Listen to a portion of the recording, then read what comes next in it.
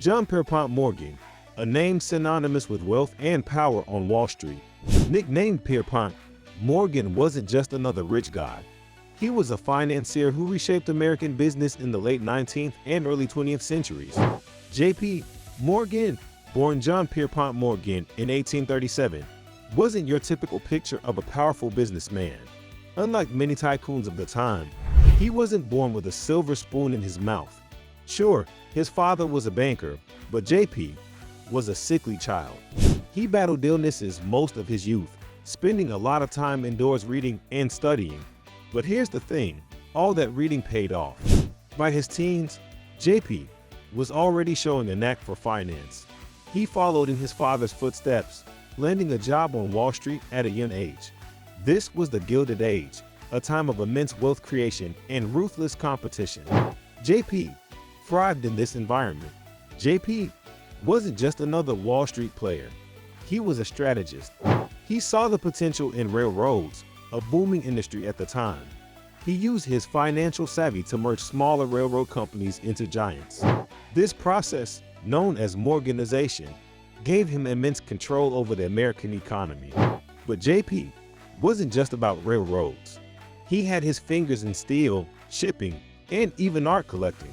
He became a power broker, someone who could influence the fate of companies and even prevent financial crises. Speaking of crises, J.P. Morgan is often portrayed as the superhero who saved America from financial meltdowns. There's some truth to that.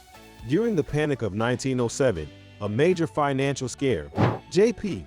stepped in with his own money and the help of other bankers to stabilize the situation. However, it's important to remember that J.P. wasn't just acting out of the goodness of his heart. He had a vested interest in a stable economy. A crash would have hurt his own vast financial empire. J.P.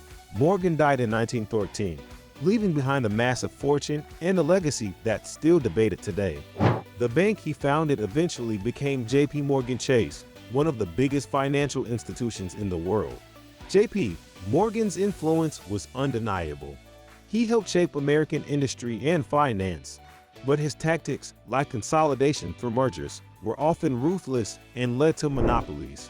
His immense power also raised concerns about a single person having so much control over the economy.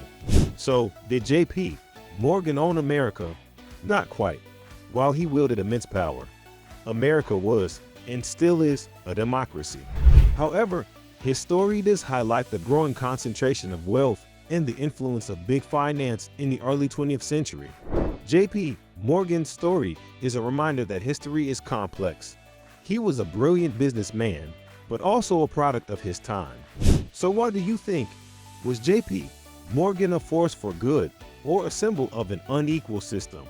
Let us know in the comments below. And if you enjoyed this video, don't forget to like and subscribe for more stories of history's financial titans.